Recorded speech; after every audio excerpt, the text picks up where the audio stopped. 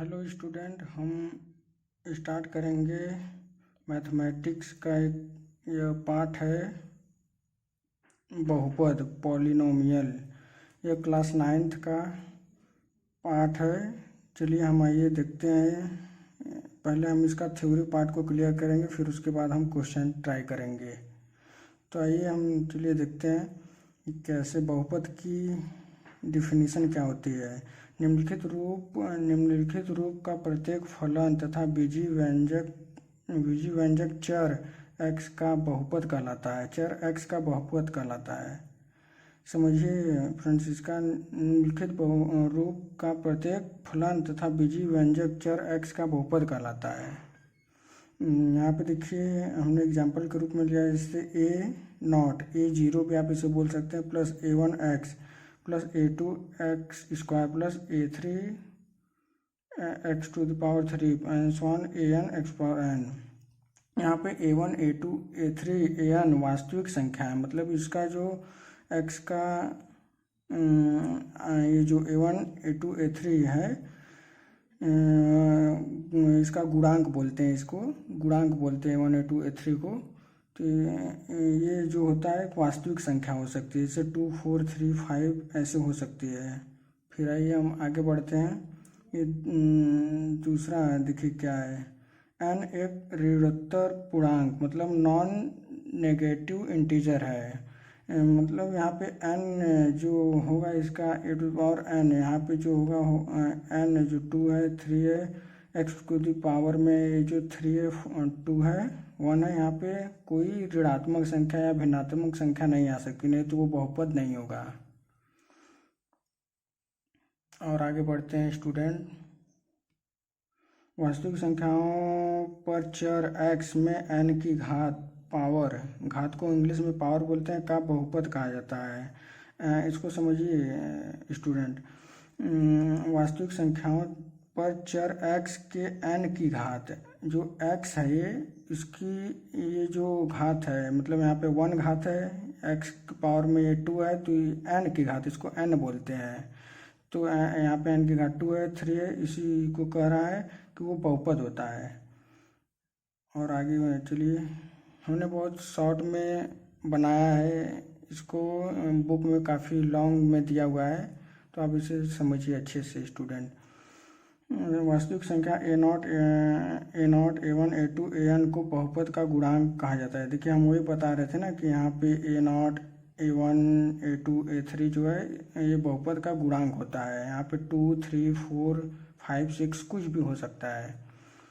पांचवा पॉइंट क्या है स्टूडेंट, देखिए चर x के बहुपद को px qx तथा rx से प्रदर्शित करते हैं। मतलब कोई भी जैसे फंक्शन है, जैसे यहाँ पे लिख लेते हैं हम, जैसे qx equal to 2x² plus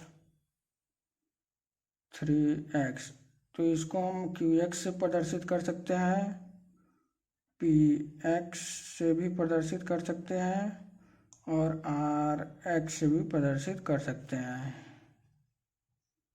तीनों को इसको हम qx px rx ये बोल रहा है, चर x के बहुपद को px qx rx से प्रदर्शित करते हैं।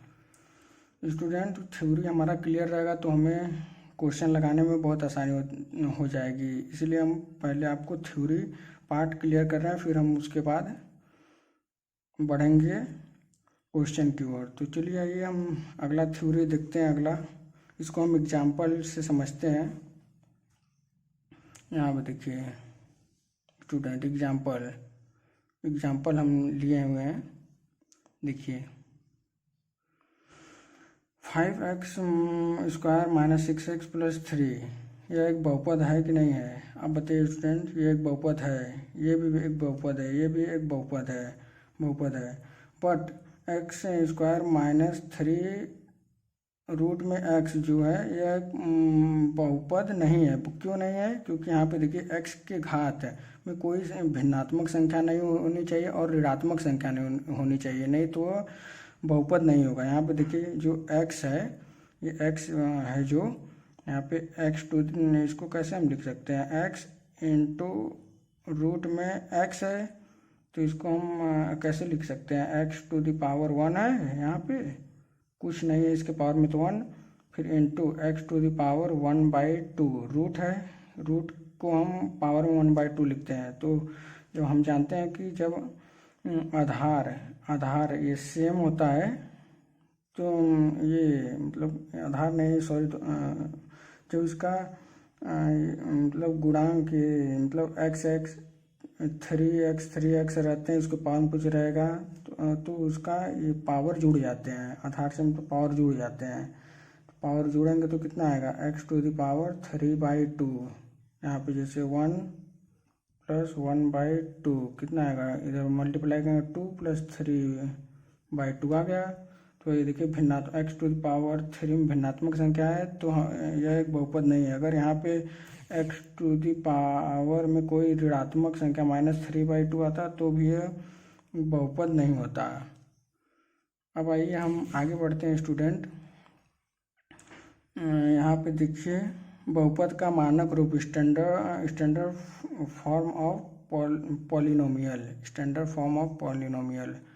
बहुपद को x की घातों के आरोही क्रम में या अवरोही क्रम में लिखना बहुपद का मानक रूप कहलाता है।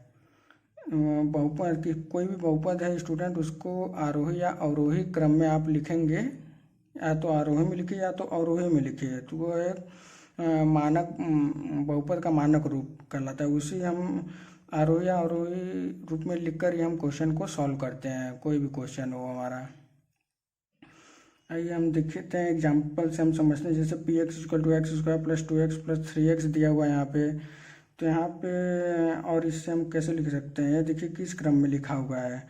ये देखिए यहाँ पे x टू द पावर 2 है, फिर x टू द पावर 1 आ गया, मतलब कि ये बढ़ता हुआ है फिर घटते हुए है, मतलब कि यह आरोही क्रम में लिखा हुआ है।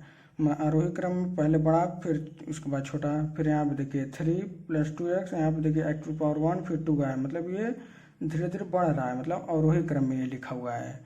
या वही बोला है ना इसमें, और आरोही में लिखिए या अवरोही में लिखिए। फिर यहाँ qx यह मानक रूप में नहीं है। देखिए क्यों नहीं है, क्योंकि यह न तो आरोही क्रम में लिखा हुआ है न तो अवरोही क्रम में लिखा हुआ है, इसलिए मानक रूप में नहीं है। देखिए यहाँ 3 + 2x + 3x, इसलिए मानक रूप में नहीं है। समझ रहे हैं ना स्टूडेंट। अब आइए हम आगे चलते हैं।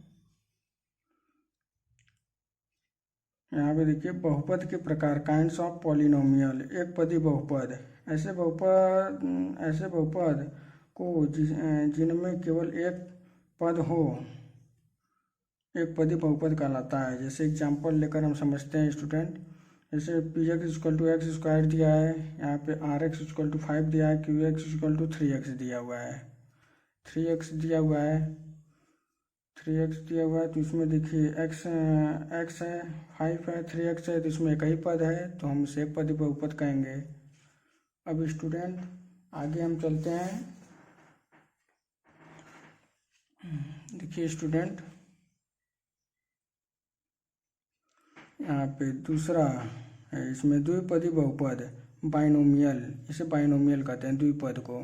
तो इसका डेफिनेशन क्या है, ऐसे बहुपद जिनमें केवल 2 पद हों द्विपदी बहुपद कहा जाता है। एग्जाम्पल में जैसे यहाँ पे देखिए 2 पद हो गए, 2 + x² 3x + 2x³, इसमें दो पद, एक, तो द्विपदी बहुपद हो गया।